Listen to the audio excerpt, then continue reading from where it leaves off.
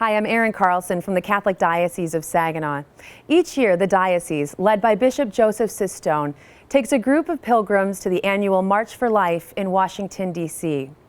There, our pilgrims join with hundreds of thousands of others from across the country and around the globe to stand up for life and give voice to their belief that every life matters. It's a message that one family from Bay City, Michigan says is critically important. They share their inspiring testimony of faith, love, sacrifice, and gratitude for life. My disability is a brittle bone condition, and so from time to time I would fracture a bone as a child. If ever I would start to feel down or sad or sorry for myself, my parents would say, look, there's a reason and there's a purpose for your disability, and you might not know what it is now, but you will someday. And you just have to have faith and trust in God, His plan. The youngest of James and Joanne Strope's 7 children, Melissa was born in Bay City, Michigan in 1963. She was diagnosed with a brittle bone disease called osteogenesis imperfecta. Her family had never heard of it. All my brothers are over 6 foot tall, except one, actually. Doctors prepared Melissa's parents that she would never even sit up on her own. And my dad asked the doctor, well, does she have a brain? And he said, well, if she has a brain, she's going to overcome. With faith in God's plan for their daughter's life, James and Joanne refused to place any limits on what she could do. When they didn't set limits on me, I didn't set any either. And, to her doctor's surprise, Melissa did sit up on her own. She also found a creative way to get around, using her arms to move a small skateboard from place to place before she got a wheelchair. My entire family made sure that I grew up self-determined and not to feel sorry for myself, and with a good sense of humor and strong faith. That's not to say life was always easy. In fact, many times it was not. As a child, Melissa broke many of the bones in her little body.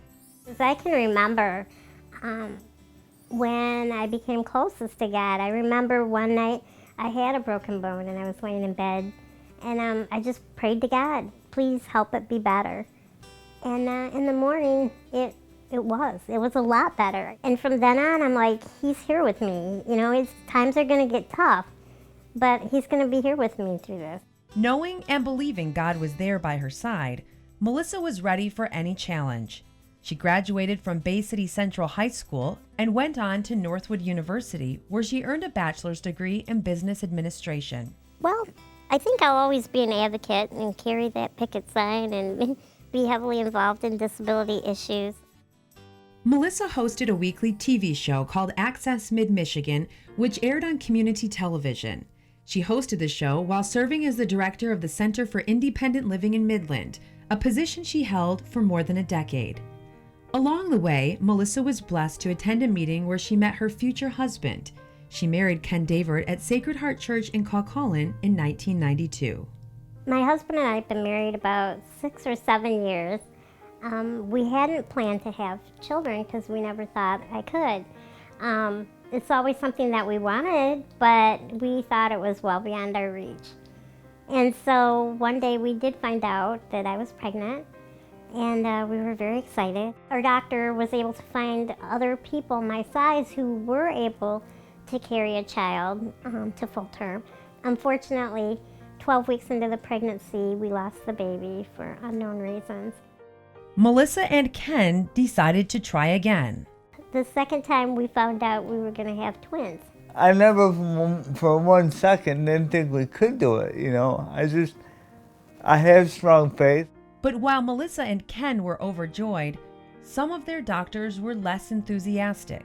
The medical books didn't include any cases in which a woman Melissa's size ever delivered twins. It was of some doctors' opinions that my husband and I should make a decision to abort one of the babies. One of the options we had been given was to have a test to see if either of the babies had my disability. because if it came to the point, I would not have been able to bring both of them to term, and we had to make a decision about, I can't even say it, which one to let go. Not only was it horrifying to even think that we would make a decision like that, but it was also insulting to me that we would make a decision based upon whether one or the other had a disability, because, you know, I've had a disability all my life, and I wouldn't trade my life with anyone.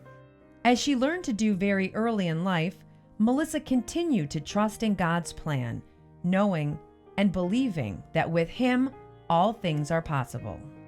All medical science said it wasn't going to happen, so we needed something beyond science to help. At 2 feet 11.5 inches tall, Melissa said the major concern was that the twins would grow up into her heart and lungs, causing her to suffocate. She was referred to a pro-life maternal fetal medicine specialist at Covenant Healthcare in Saginaw, Dr. Daniel Wechter. You walk in a room and see a mom up this tall. It's very surprising, you know. And then I scanned her, and the babies both had the same problem. They both had the bone problem she's got, you know. And I think it was a little bit of a shock to her. She knew it could happen, you know. But like she said, you know, after just a few minutes thinking about it, she said, well, you know, who else could take better care of than I could? Pretty good, really. Yeah. You know, never, oh, poor me or anything like that. Just, hey, I'll take care of these kids, you know. We just took it day by day, and we had an awesome doctor.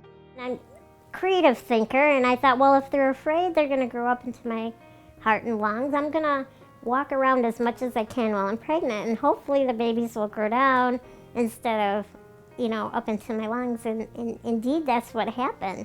I, you know, let gravity do its thing. On September 23, 1998, at 32 weeks pregnant, nearly 10 weeks longer than Dr. Wechter was hoping Melissa would make it, Michaela and Austin were born. I cried like a baby. It was just so awesome to be in the delivery room and hear them crying when they come out, and it just happened so fast, and it was the greatest day of my life. It was the greatest joy I've ever felt, knowing that they were in the world and they were here to begin their life. Oh, I want my crown. I want to be a man. I'm just not a man.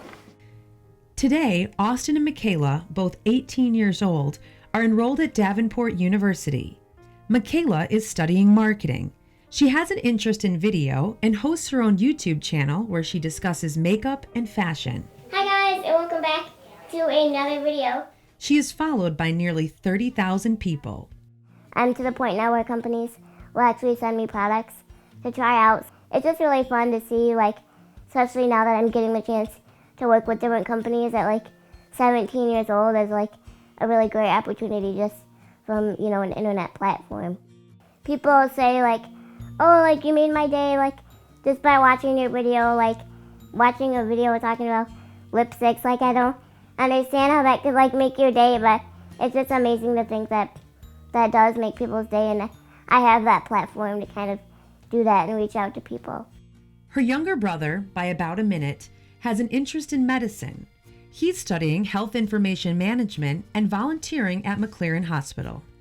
I want to bring compassion to people, and I also just want to bring like some of the medical knowledge and just from personal experience. It's just a joy, and we go out in public, and they just bring smiles to everyone we see, and we're just so blessed. Well, they're the two most amazing people that I have ever met. The Daverts say the challenges they face may be more obvious, but in many ways, they are just like other families who are doing their best to live the Catholic faith each day. In a way that, of gratitude. You know, we're grateful for the things that the Lord has given us. And with gratitude for the gifts of faith, family, and life, they witness this powerful message to the world. Some people look at our family and say, oh, look at them, and we're like, don't have pity on us. We have a great life. Every life matters.